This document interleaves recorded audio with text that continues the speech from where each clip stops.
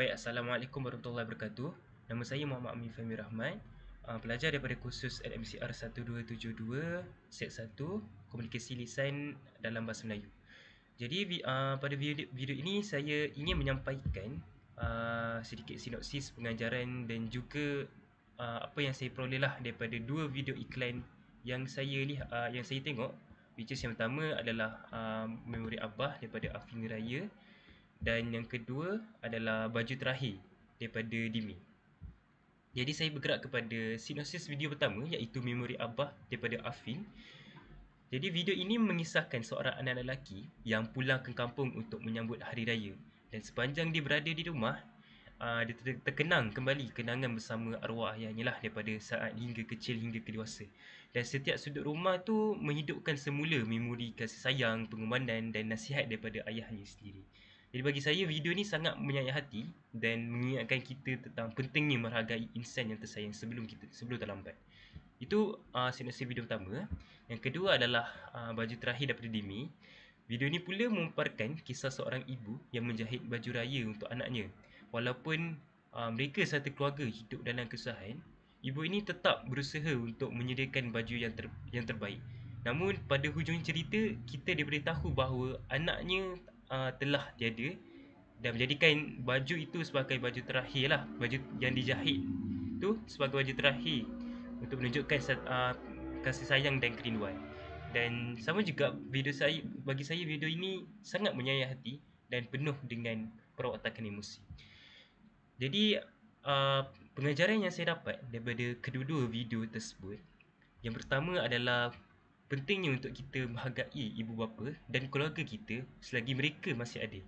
Kerana kita tahu kehilangan mereka mengajarkan erti menghargai itu sendiri.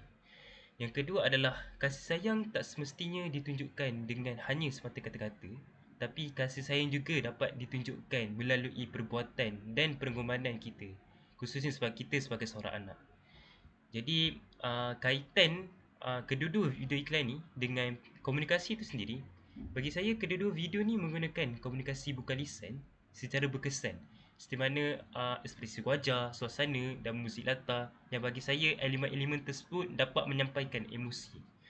Dan ia juga menunjukkan komunikasi emosi yang kuat, di mana mesej tu disampaikan tanpa perlu banyak dialog. Dan ini bahawasanya membuktikan yang komunikasi tu bukan hanya melalui kata-kata semata, tapi juga melalui tindakan kita dan juga simbol-simbol visual. Jadi pandangan saya berkenaan dengan kedua-dua video iklan ni, bagi saya kedua-dua video ni sangat berjaya menyampaikan mesej nilai murni dan mesej kekeluargaan itu sendirilah. Kerana kita dapat lihat banyak aspek-aspek emosi dan keluturan hati dapat ditunjukkan. Dan apa yang cadangan daripada saya untuk kita teruskan menghasilkan video seperti ini, kerana bagi saya bukan sahaja menghiburkan tetapi juga dapat mendidik masyarakat itu sendiri. Yang kedua, cadangan saya untuk kita nak menambahbaikkan video ni adalah kita tambahkan lagi elemen-elemen interaktif seperti mana elemen emosi itu sendiri, untuk kita lebih memberi impak kepada penonton yang menonton video-video iklan tersebut. Jadi itu saja daripada saya, rangkuman daripada sinopsis pengajaran kaitannya dengan komunikasi dan cadangan-cadangan saya lah untuk penambahbaikan video-video tersebut. Jadi saya berharap kita semua dapat mengambil iktibar dan lebih menghargai insan kita yang tersayang lah, terutamanya dalam musim perayaan itu sendiri.